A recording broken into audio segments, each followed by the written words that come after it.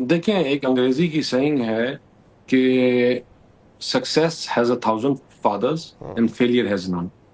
یہ حکومت جو تھی یہ ہمیں جو تھی نا کانٹوں کی سیج ملی، اور یہ جو چوئی صاحب میرے ہمارے سینئر ہیں اور بہت سی چیزوں کے بیگ صاحب از پریوی ٹو اٹ کہ کوئی جماعت جو ہے اس حکومت کو لینے کے لیے تیار نہیں تھی، کوئی جماعت نہیں.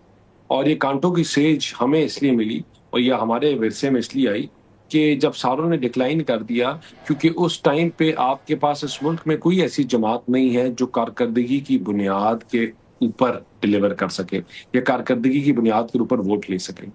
ہم واحد جماعت ہیں. آپ ہمارے انفراسٹرکچر کے پروجیکٹس دیکھیں اور دیکھیں جو کارکردگی کی بنیاد کے اوپر اکراس دا کنٹری بات کرتے ہیں، نعرہ لگاتے ہیں، اور آج بھی کارکردگی کی بنیاد کے اوپر ووٹ مانگتے ہیں، نفرت، تفریق اور آگ لگانے کی بنیاد کے اوپر نہیں. اسی طرح جب اب پیپلز پارٹی کی ایک اپنی سوچ ہے، ہماری اپنی سوچ ہے. ان کی سوچ آپ کو نظر آتی ہے جب آپ ان کے ایئرپورٹ سے نکلتے ہیں اور آپ کسی شہر پہ جاتے ہیں تو آپ ان کا روڈ انفراسٹرکچر، ان کی تاریں، ان کی بہت محنت ہے، میں اس کو ڈسریگارڈ نہیں کر رہا، لیکن آپ کو پریفرنس اور امپورٹنس نظر آ جاتی ہے. اور آپ ہمارے نکلتے ہیں تو آپ نکل کے کسی ہسپتال چلے جائیں، راول پنڈی کے کسی ہسپتال چلے جائیں، آپ کہیں اور چلے جائیں تو you will see our preference also.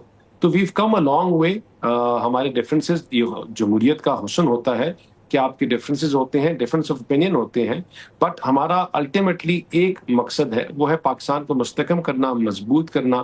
جو ایک ٹیم بنی ہے فیلڈ مارشل صاحب کے ساتھ شہباز شریف صاحب کی، اور اس میں پریزیڈنٹ زرداری صاحب ہیں، پوری ایک ٹیم ہے.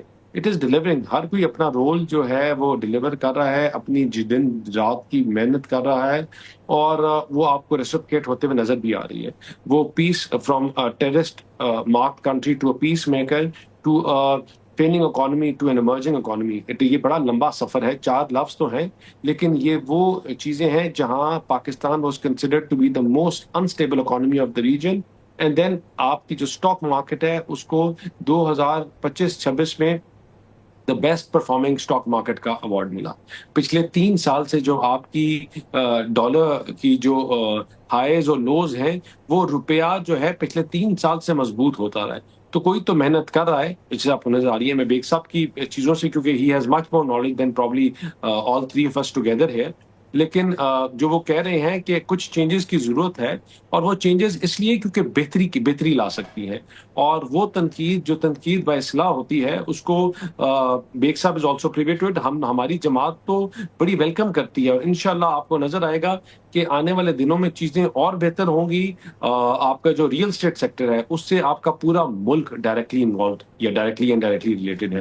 وہ سیمنٹ کا فیکٹس ہو، وہ سریا ہو، وہ ٹائلز ہوں، وہ ٹوائلٹریز ہوں، وہ بیڈز ہوں، every thing.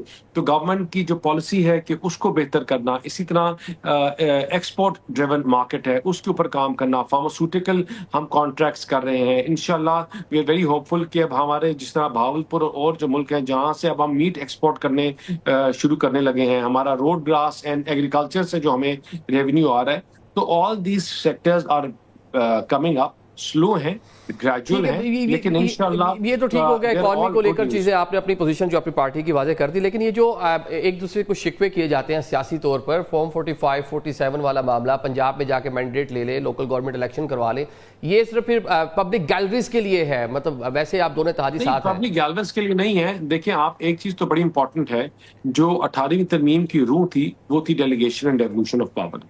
Delegation and devolution of power کا جو کانسیپٹ ہے وہ تھرو لوکل باڈیز ہے. لوکل باڈیز میں اگر آپ نے پیسہ، طریقہ کار، آپ نے ٹائم تعین نہیں کیا تو پورا جو عکس ہے وہ بیسکلی کھوکھلا ہے.